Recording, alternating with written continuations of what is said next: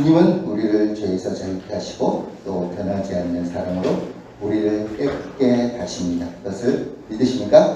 네. 그러면 우리 온 마음으로 주님을 찬양하도록 하겠습니다.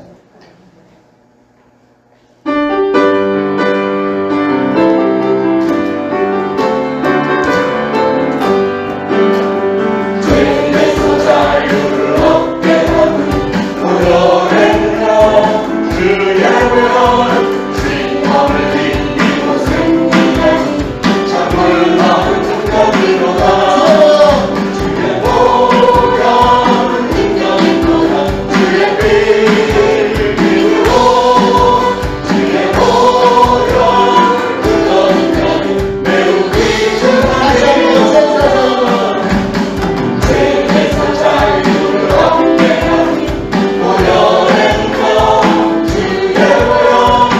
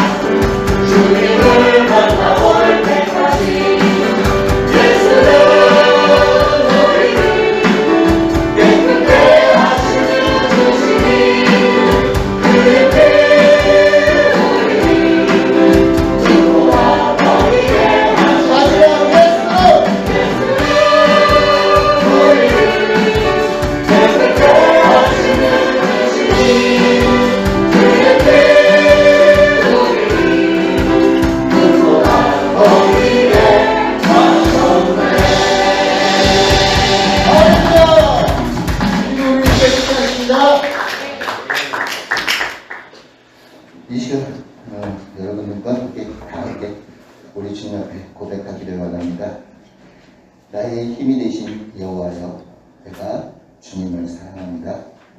주님은 나의 반석이시요 요새시며 또 나를 건지시는 나의 하나님이십니다. 다 함께 찬양하겠습니다.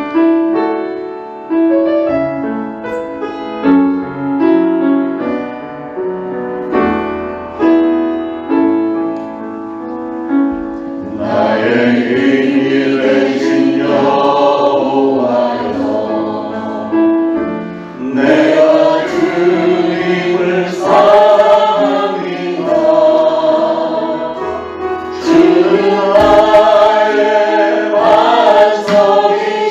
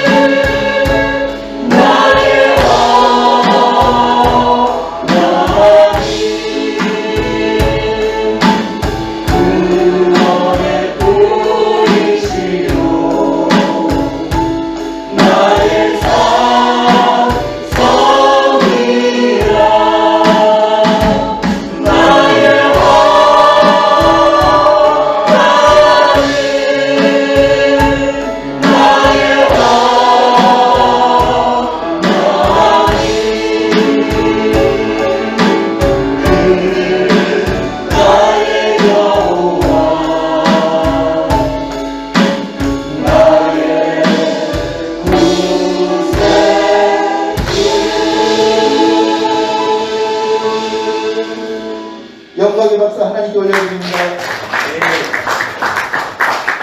우리 사랑하는 성도 여러분, 앞에 분, 옆에 분, 뒤에 분 반갑게 인사하면서 하나님 나의 구세주십니다 하고 인사하시겠습니까?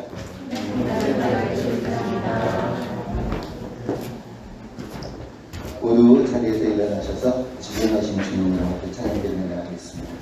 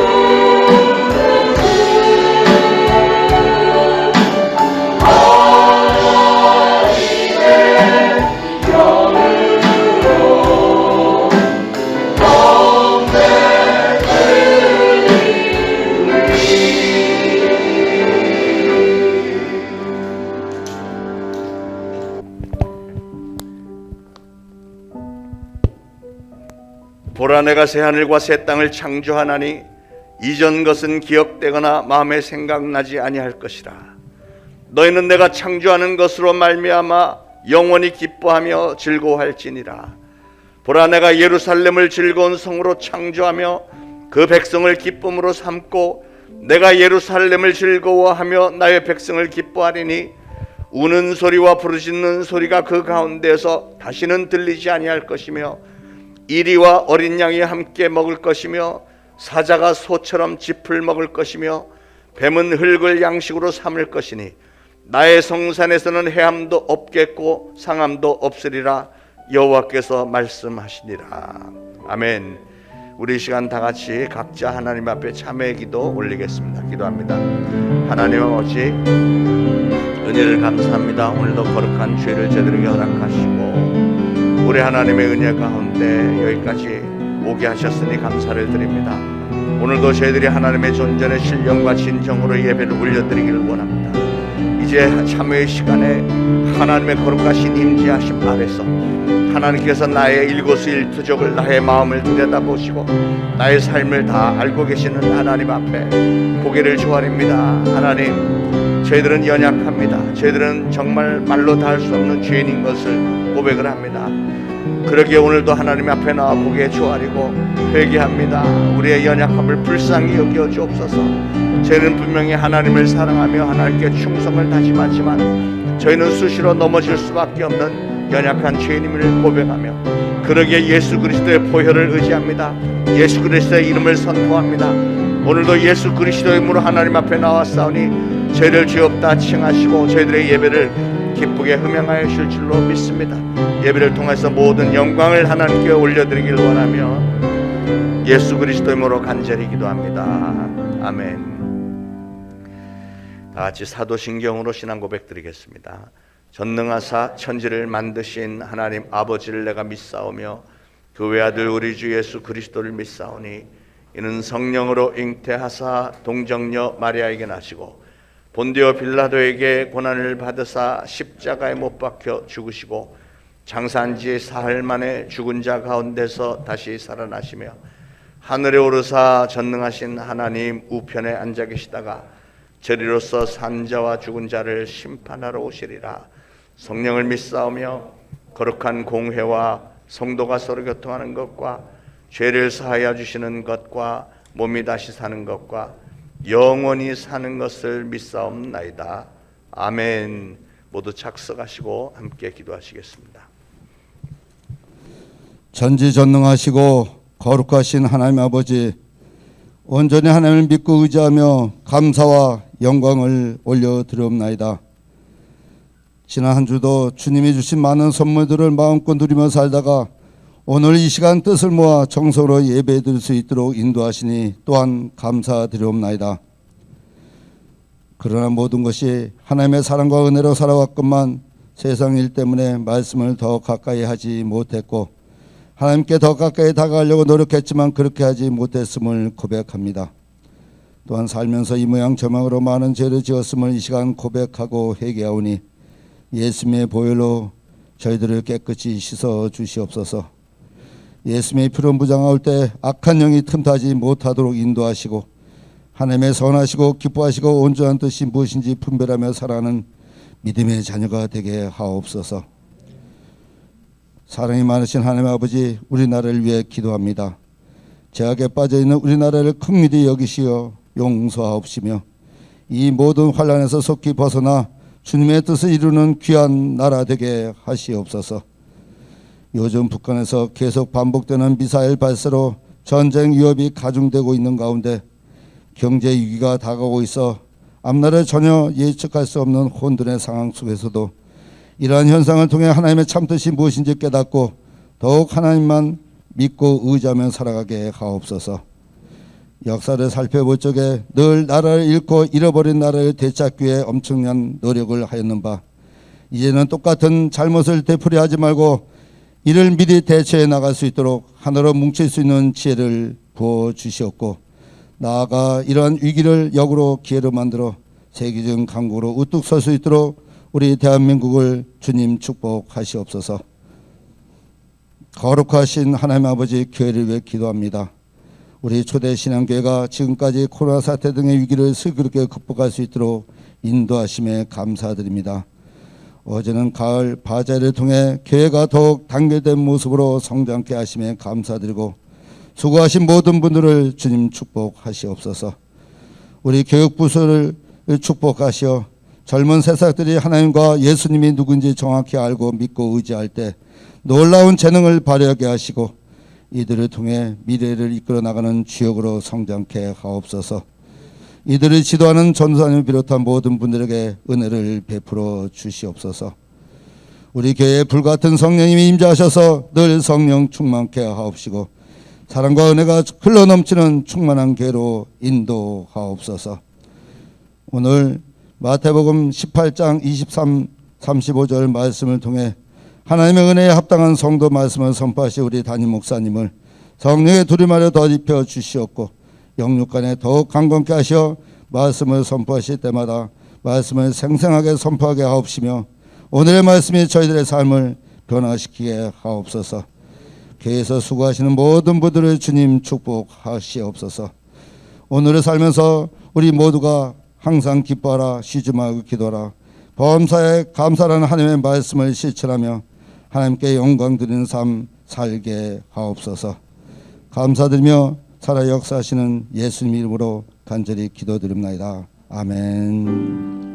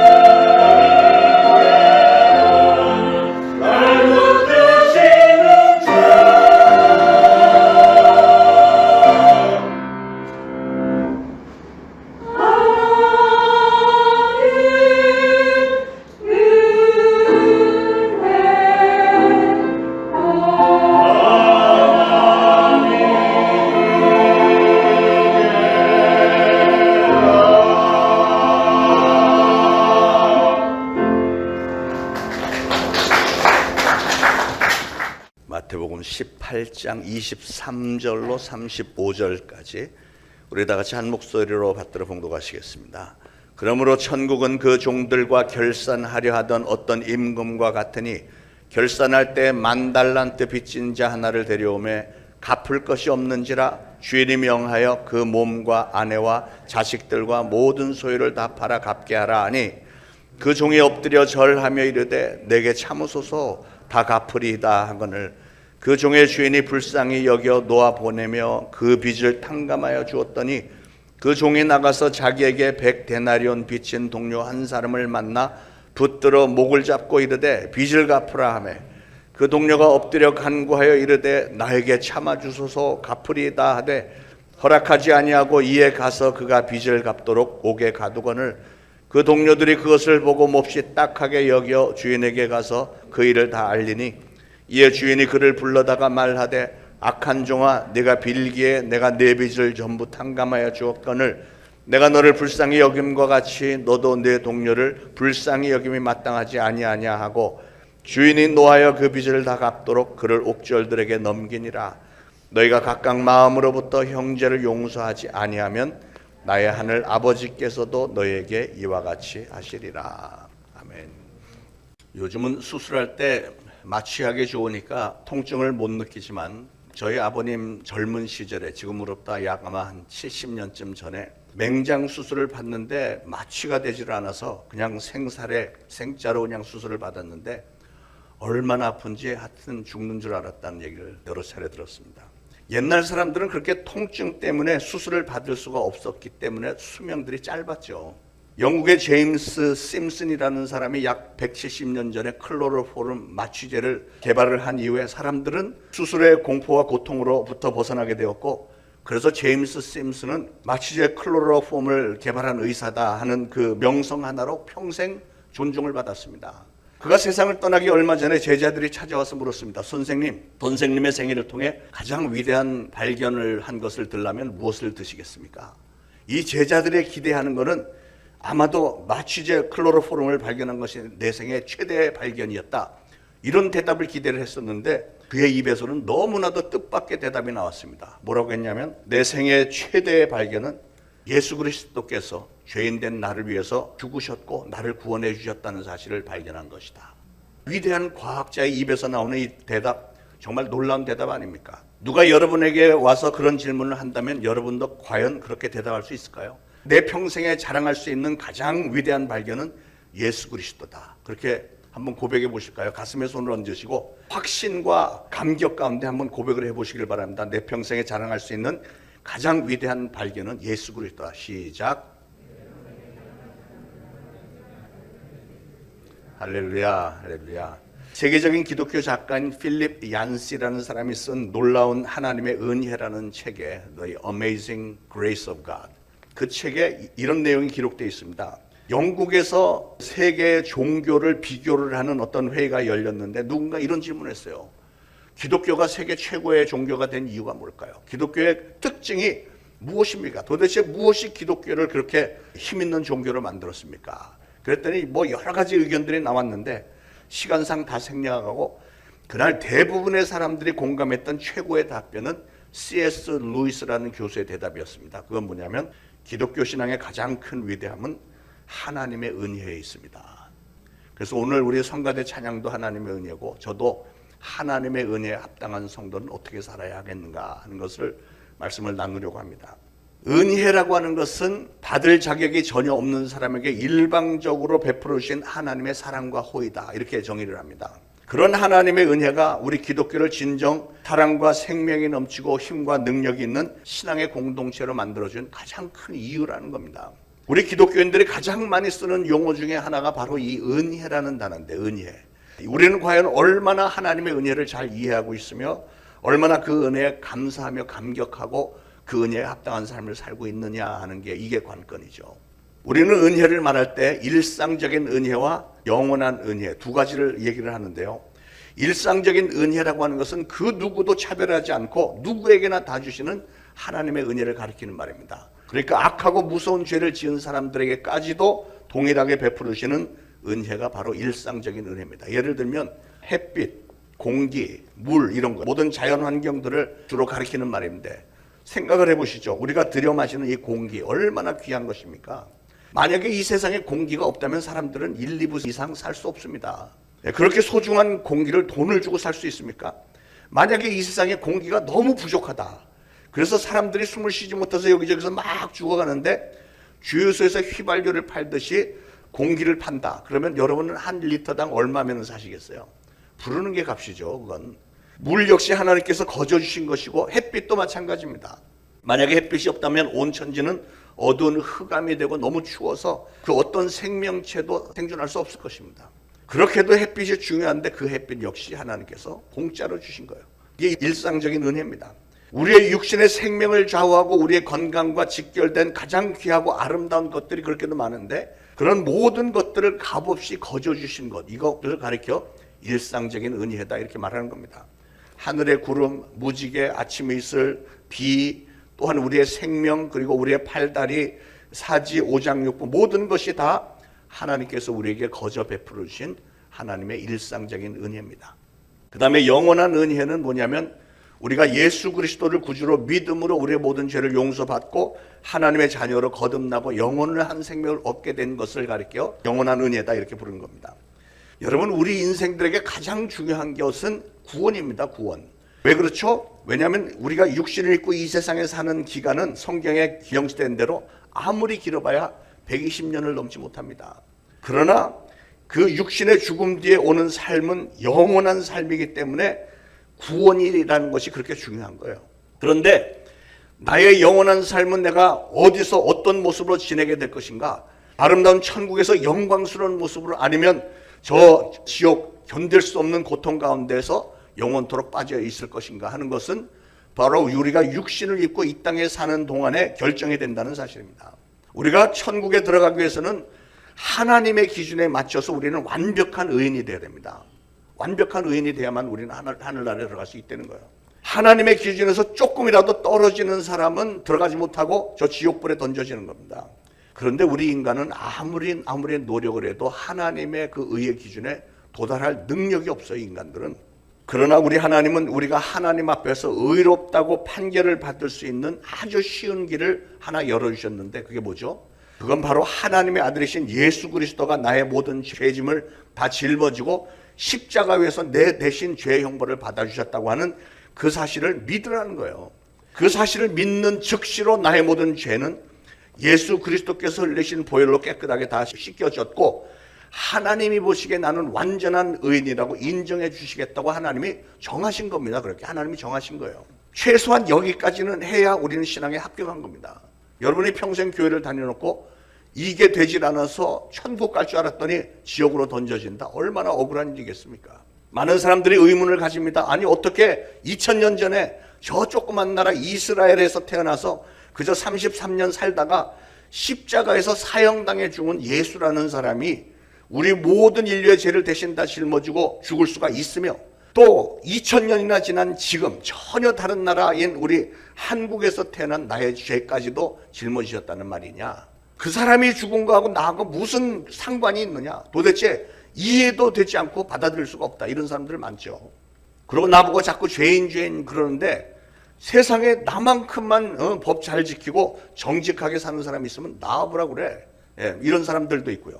그리고 그 옛날 에덴 동산에서 아담이 선악과 따먹은 거하고 나하고 도대체 무슨 상관이 있냐고 이런 그 불만스러운 질문들 있잖아요.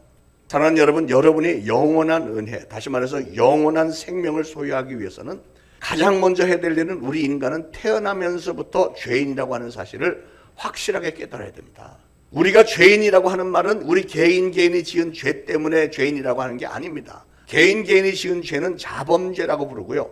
우리가 죄인이라고 하는 말은 우리는 원죄라고 하는 죄성을 품고 영적으로 죽은 상태에서 태어났다는 말입니다.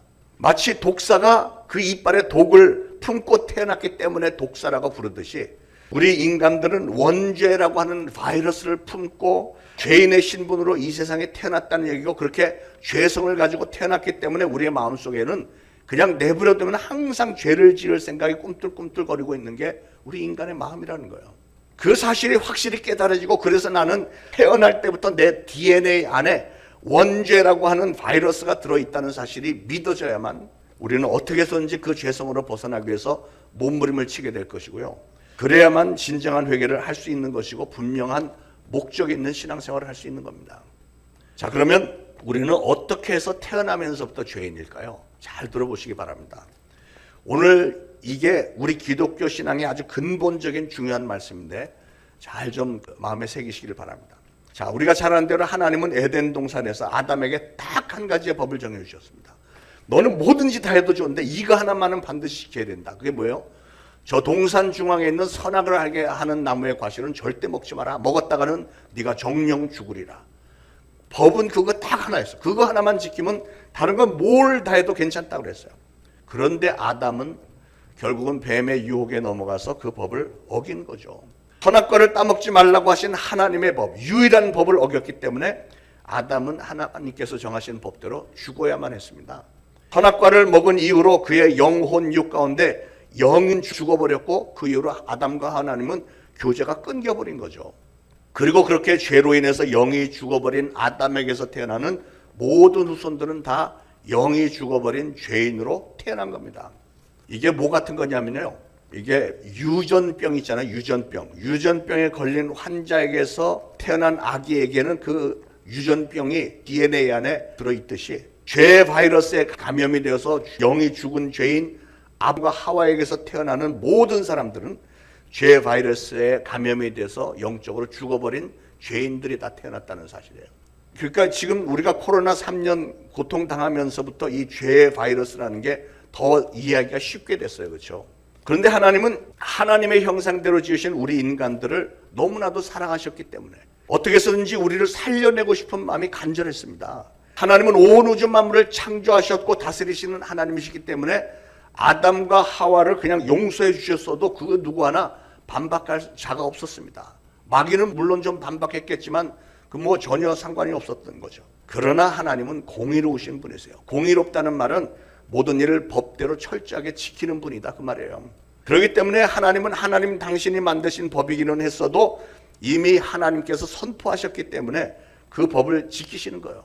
정령 죽으리라 그랬기 때문에 아담의 영은 죽어야만 됐고 그 죽은 영을 다시 살리기 위해서는 아담이 지은 죄에 대한 대가를 누군가는 반드시 치러야만 했습니다. 문제는 아담의 죄 문제가 아담 한 사람에게만 영향을 미친 게 아니라는 사실이죠. 죄를 지은 것은 아담 한 사람이지만 아담으로의 후손으로 태어나는 모든 인간들은 그 죄 바이러스에 감염된 죄인으로 태어나게 되었고 하나님은 죄의 삭은 사망이라고 정해놓으셨기 때문에 그래서 죄인으로 태어난 우리들은 다 사망, 즉 저 지옥 유황 불못의 형벌을 받는 것이 마땅하지만 하나님은 우리를 살려내기 위해서 고심하던 끝에 마침내는 엔티바이러스, 말하자면 백신 및 치료제로 하나밖에 없는 독생자 예수 그리스도를 인류에게 속죄 양으로 내어주시기로 작정을 하신 거예요. 그러니까 예수님이 오신 것은 백신으로 오신 겁니다. 그리고 치료제로 오신 겁니다. 아담 한 사람의 범죄로 인해서 죄가 이 세상에 들어왔으니 동일한 논리로 하나님의 독생자 한 분의 희생으로 우리의 죄의 문제를 해결해 주신 거예요. 온 우주를 말씀으로 창조하셨고 완전한 질서 가운데 다스리시는 하나님의 아들 정도라면 모든 인류의 죄 정도는 다 대속하고도 남을 자격이 있지 않겠느냐는 거죠.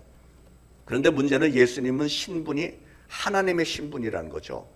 죄를 지은 건 사람이기 때문에 사람이 죄의 대가를 치러야 맞는데 하나님의 신분으로는 그래서 인간의 죄를 대신해서 대가를 치를 수가 없었고 또한 하나님이라고 하는 그 존재가 죽을 수 없는 존재잖아요. 하나님이 못하시는 것 중에 하나가 죽을 수 없는 거잖아요. 그러니까 죽을 수 있는 존재로 어차피 이 땅에 인간의 몸을 입고 오신 겁니다. 그래서 인간의 육신을 입고 인간 중에 하나, 즉 인간의 신분으로 인간들의 죄를 대속해서 죽어주신 거예요. 여러분 이걸 분명히 잘 이해하시기 바랍니다. 아직도 여러분 중에는 그래도 사람이 어떻게 다른 사람의 죄를 대신해서 죽을 수 있을까 이런 의문이 있는 분이 계시겠죠. 그래서 여러분의 이해를 도울 수 있는 예화를 하나 들려드리겠습니다. 잘 좀 들어보시기 바랍니다. 어느 나라에 어진 임금이 한 분 있었습니다. 이 임금은 아주 정직하고 공평한 왕이었고 법을 철저하게 잘 지키는 왕이었고요. 게다가 지극히 효성스러운 아들이었습니다. 그 임금에게 홀어머니가 계셨는데 그 임금은 어머니를 얼마나 사랑했던지 어머니를 위해서 못할 일이 단 하나도 없는 그런 왕이었습니다. 하루는 임금이 새로운 법을 제정하고 그걸 발표하면서 말하기를 누구든지 이 법을 어기는 사람은 형틀에 묶고 채찍을 40대를 치겠다, 이렇게 발표를 했습니다. 그런데 이 법을 제일 먼저 어긴 사람이 바로 왕의 어머니였어요. 큰일 났습니다. 온 나라가 막 떠들썩해졌습니다. 이거 큰일 났다. 어떻게 하지? 임금님이 어떻게 하실까나? 법대로 하실까? 아니야. 자기 어머니니까 좀 용서해 주시겠지. 그래도 막 이렇게 나라 백성들이 전부 걱정하면서 웅성웅성합니다. 그런데 사실은 만약에 임금이 모든 백성들로부터 사랑받고 존중을 받는 임금이었으니까 자기 어머니 그냥 용서해 준다고 해도 백성 중 그 누구도 반박하고 나설 사람은 없었습니다. 오히려 백성들이 더 기뻐했을 것입니다. 근데 드디어 재판날이 왔는데 임금이 판결을 내리는데 저 여인을 형틀에 묶고 채찍을 40대 쳐라, 이러는 거예요. 난리가 났습니다. 백성들이 안 됩니다. 임금님 용서해 주세요. 통촉하여 주옵소서. 난리를 쳐댔습니다. 근데 임금이 갑자기 자기 다 옷을 벗더니 형틀에 묶여있는 어머니에 가더니 자기 팔다리로 어머니를 다 감싸는 거예요. 이렇게 다 감싸고 채찍 40대를 쳐라. 그러니까 이 군사가 어머니를 향해서 채찍을 40대를 때렸지만 그 채찍 전부를 왕이 대신 다 맞고 어머니에게는 채찍이 한 대도 가지 않았습니다. 그렇게 함으로써 임금은 어머니에 대한 사랑도 증명했고 여전히 법을 잘 지키는 공의로운 왕임을 증명했다는 거죠. 사랑하는 여러분, 이것이 바로 우리 모든 인류의 죄를 대신해서 죽어주신 예수 그리스도의 구속사건의 내용이 그렇습니다. 여러분, 죄는 우리 인간이 졌습니다. 하나님은 공의로우신 하나님이시기 때문에 이미 발표하신 대로 죽음의 형벌을 내리셔야만 했습니다. 그러나 하나님은 우리 인간들을 너무 사랑하셨기에 인간들이 받는 형벌을 그냥 바라만 보고 계실 수가 없었던 거죠. 그래서 하나님이 그 형벌을 직접 받으신 것이 바로 십자가 사건이잖아요. 하나님은 하나밖에 없는 독생자 예수 그리스도 하여금 그 형벌을 다 받게 했고 그 사건 이후로 예수님이 그렇게 나 대신 죽으셨다는 사실을 믿기만 하면 믿는 모든 사람들에게는 죄를 용서해 주시고 영원한 생명을 주시겠다고 약속을 하신 거예요. 그것이 바로 우리에게 베푸르신 영원한 은혜입니다. 영원한 은혜. 할렐루야. 사랑하는 여러분, 저는 우리 교회에 발을 들여놓는 모든 성도님들은 한 분도 빠짐없이 다 이 영원한 은혜를 받아서 장차 천국에서 영원한 생명을 누리게 되시기를 축원을 드립니다. 자, 그런데 이런 일상적인 은혜와 영원한 은혜를 받은 우리가 어떤 자세로 세상을 살아야 할까? 이것이 중요하죠. 그런 엄청난 은혜를 거저 받았으면 은혜를 받은 자답게 세상 사람들과는 뭔가 좀 다르게 살아야 되지 않겠느냐 하는 게 오늘 본문의 내용입니다. 오늘 마태복음에 예수님께서 천국 얘기를 비유로 주셨습니다. 어느 나라의 임금에게 1만 달란트를 빚진 자가 있었대요. 1달란트는 6천 데나리온인데 한 데나리온은 하루 임금이니까 하루에 10만 원씩 번다고 계산을 하면 1만 달란트는 1만 곱하기 6천 데나리온 곱하기 10만 하면 6에다가 공이 12개가 있습니다. 6조 원입니다. 6조 원. 왜 하필이면 그렇게 큰 액수를 얘기했을까? 그건 바로 우리가 받은 구원의 은혜라고 하는 것이 그만큼 상상을 초월할 정도로 어마어마하게 큰 은혜라는 거예요. 임금님이 물었습니다. 너 아직도 빚을 못 갚았냐? 너 보니까 다른 방법이 없구나. 그러면 너 자신의 몸과 내 처 자식들 모두 다 노예로 팔아서 일부라도 빚을 갚으라. 명령을 했더니 이 사람이 막 임금님 앞에 바짝 엎드려갖고 싹싹 빌면서 매달립니다. 임금님 어떻게 해서든지 갚겠습니다.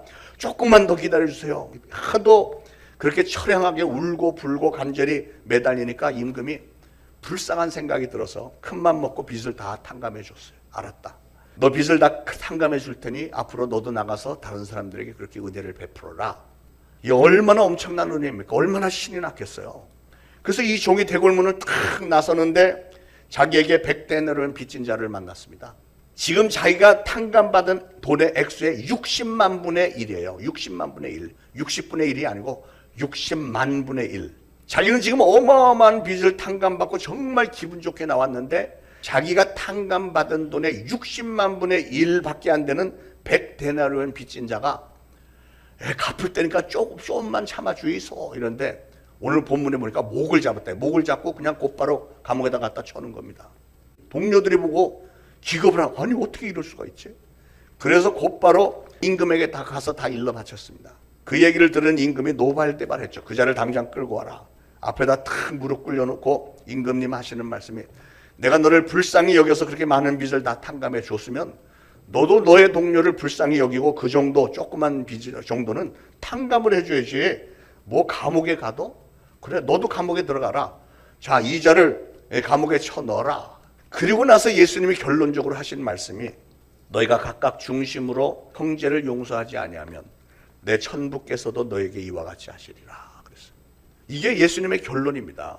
하나님이 우리에게 그렇게 엄청난 은혜를 주신 이유가 무엇이냐? 그것은 나를 사랑하시기 때문이고 나를 사랑하신 것과 똑같이 다른 모든 사람들을 하나님이 사랑하시기 때문이고 또 그래서 하나님의 자녀된 우리들이 우리의 형제 자매를 있는 모습 그대로 사랑하면서 하나님으로부터 받은 은혜를 베풀면서 살라 하는 게 예수님의 결론이었습니다. 사랑하는 여러분, 저는 오늘 이렇게 1만 달란트 6조 원이나 되는 어마어마한 빚을 탕감받았던 이 동관이 어떻게 해서 그 100데나리온 밖에 빚지지 않은 사람을 용서를 하지 못했을까 하는 것을 생각을 해봅니다. 첫 번째로 그건 탕감받은 사실에 대해서 감격과 감사하는 마음이 없었고 오히려 그걸 당연하게 생각했기 때문에요. 오늘날 우리 신앙생활하는 우리도 보면 하나님의 은혜를 당연하다고 생각하는 분들이 많은 것 같아요. 하나님이니까 당연히 나에게 선을 베풀어야지. 내 기도를 당연히 응답해 주셔야지. 은혜를 받았으면 그 은혜에 합당한 삶을 살아야 맞는데 그 뒷견은 필요 없어요. 하나님은 당연히 내게 은혜를 베풀어 주시는 분, 그게 전부인 줄 알아요. 그런데 우리 하나님은 그렇게 생각하지 않으신대요. 여러분, 우리는 1만 달란트, 즉 6조 원 상당의 빚을 탕감받은 사람들이기 때문에 우리는 범사에 감사하고 그 은혜에 합당한 그 은혜에 대해서 감사하는 삶을 살라는 겁니다. 그러니까 은혜에 대한 감사와 감격은 모든 죄를 다 탕감받고 용서받고 그렇게도 어마어마한 영원한 생명을 은혜로 받은 사람이라면 마땅해 보여야 하는 반응인데, 그러나 오늘 이 종은 자기가 탕감받은 그 빚이 얼마나 어마어마한 은혜였는지를 실감이 나지 않고 그 은혜를 당연한 것으로 생각을 했으니까 그런 감격과 감사함이 없었고, 그러니까 자기 동료에게 그렇게 함부로 대했던 거죠. 6조 원의 빚을 탕감받았던 동관이 왜 자기 동료를 용서하지 못했을까? 두 번째 이유는 하나님은 자기를 사랑하는 줄만 알았지 다른 사람도 똑같이 사랑한다는 사실을 몰랐던 거죠. 사랑하는 여러분, 여러분이 진정으로 하나님의 사랑, 하나님의 은혜를 아신다면 여러분은 항상 구원에 대한 감사와 감격이 넘쳐야 되고 동시에 여러분에게도 남을 동일하게 용서해 줄 수 있는 신앙인의 마음이 되어야 된다고 오늘 예수님은 말씀하고 계십니다. 오늘날 우리 인간들이 더군다나 하나님을 믿는다고 하는 사람들까지도 보면 왜 그렇게 조금만 상처받고 조금만 손해를 봐도 그렇게 억울하고 왜 그렇게도 무서운 원한들을 품는지 모르겠습니다. 남편을 향해서, 아내를 향해서, 또 형제 자매를 향해서, 부모님에게 대해서까지도 어떻게 나한테 이럴 수 있느냐고 멱살을 잡으면서 무언가를 더 요구하고 있지는 않습니까? 사랑하는 여러분, 하나님은 우리의 죄를 용서하시되 기억조차도 하지 않으신다고 그랬습니다. 그런데 오늘 하나님은 하나님께서 우리의 죄를 용서하신 것처럼 우리도 형제의 죄를 용서하지 않으면 우리 용서하신 거 다 물르시겠다고 지금 말씀하시는 거예요. 우리가 용서받은 것에 대한 감사의 증거를 보이라는 거예요. 어떻게 보이라고요? 우리의 삶 속에 항상 기쁨과 감사와 감격이 넘쳐나야 되고 한 걸음 더 나가서 나의 형제 자매 이웃의 죄를 용서해 줌으로써 내가 얼마나 그 은혜 앞에 감격하는지를 보이라는 겁니다. 억지로 마지못해서가 아니라 1만 달란트, 6조 원이나 되는 그 어마어마한 나의 모든 죄를 다 용서받고 탕감받은 사실에 대한 무한한 감사와 감격이 저절로 우러나와서 이제는 누구에게라도 다 은혜를 베푸고 사랑하고 용서해 주라는 거예요. 이게 바로 은혜를 제대로 받은 사람의 증거라는 것입니다. 그리고 예수님이 마지막에 결론적으로 하신 말씀을 우리는 꼭 좀 기억해야 되겠습니다. 두려워하시길 바랍니다. 이 말씀을. 너희가 각각 중심으로 형제를 용서하지 아니하면 내 천부께서도 너에게 이같이 하시리라. 기도하겠습니다.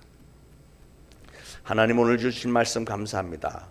오늘 말씀 가운데 일상적인 은혜가 무엇이며 영원한 은혜가 무엇인지 알게 하시고 하나님은 도대체 무엇 때문에 우리에게 그토록 엄청난 은혜를 베풀어 주셨는지 깨닫게 해주심을 감사드립니다.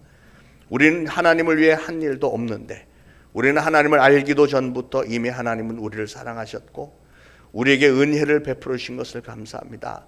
오늘 하나님께서 우리에게 기대하시는 바대로 이날 이후로는 우리가 받은 이 엄청난 은혜의 감격과 감사 가운데 늘 거하며 우리도 하나님의 다른 자녀들, 우리의 형제 자매들을 하나님이 나를 사랑하신 것 같이 서로 사랑하고 은혜를 베풀며 살 수 있는 저희들이 다 되도록 성령님 꼭 도와주옵소서. 예수 그리스도 이름으로 간절히 기도합니다. 아멘. 자, 말씀 기억하면서 찬송가 310장 1절 4절 부르면서 준비하신 예물을 바칩니다.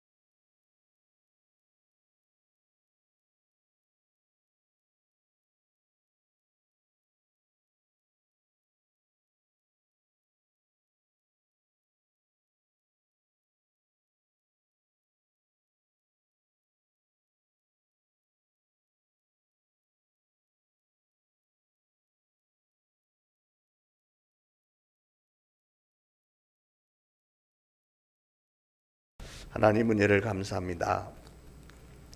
하나님의 은혜에 감사하여 오늘도 하나님의 전에 나와 예배드리면서 예물도 바칩니다. 우리 하나님 사랑하는 성도들의 신앙의 자세를 좋게 보시고 주일이면 잊지 않고 성수주일 하여 항상 나오며 예물까지 바치면서 감사함을 표현하는 사랑하는 성도들 굽어 살피시고 합당한 은혜와 축복을 더하여 주시기를 간절히 소원합니다. 불초정 성도들 돌아볼 때 코로나 상황 가운데 너무 많이 시달렸고 또 재정적으로도 많이 힘들어하는 모습이 안쓰럽습니다. 이 시간 하늘문을 활짝 여시고 성령을 물붓듯이 부으시고 하늘의 보고를 열으시사 이른 비와 늦은 비의 축복이 각 가정들마다 넘치게 하시고 저희들의 마음속에 하나님의 은혜에 더욱더 감사하며 하나님을 증거하며 하나님께 영광 돌리리라 다짐하는 표적들로 삼아 주옵소서. 예수 그리스도 이름으로 간절히 기도합니다. 아멘. 자, 교회 소식 알려드립니다. 금요 기도회 계속해서 많이들 참석하시기를 권면하고요.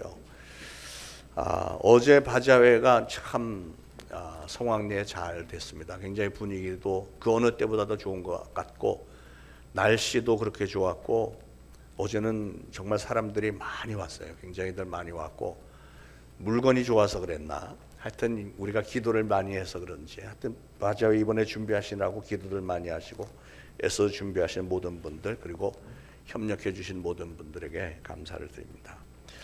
자, 우리가 잘 아시는 대로 우리는 추수감사주일이 10월 마지막 주일입니다. 이번에 10월 30일 다음 주일인데요. 매년 그 하는 것처럼 여러분들 추수감사주일 기억하셔서 예물도 잘 준비하시고 특별히 강단 예년처럼 잘 꾸밀 수 있도록 필요한 여기 장식할 만한 야채, 과일 뭐 이런 걸 제일 좋은 품질 좋은 걸로 해서 좀 바치실 때 미리 하면은 시드니까 28일 금요일까지 교회로 가져오시기를 부탁합니다. 오늘도 노방전도 나가게 되고 바자회 한 거 지금 남은 거 하나요 오늘? 예, 바자회 어제 못 오신 분들 많이들 또 협력하시길 바라겠습니다. 자, 일어나셔서 314장 1절 3절 부르고 축도로 예배 마치겠습니다.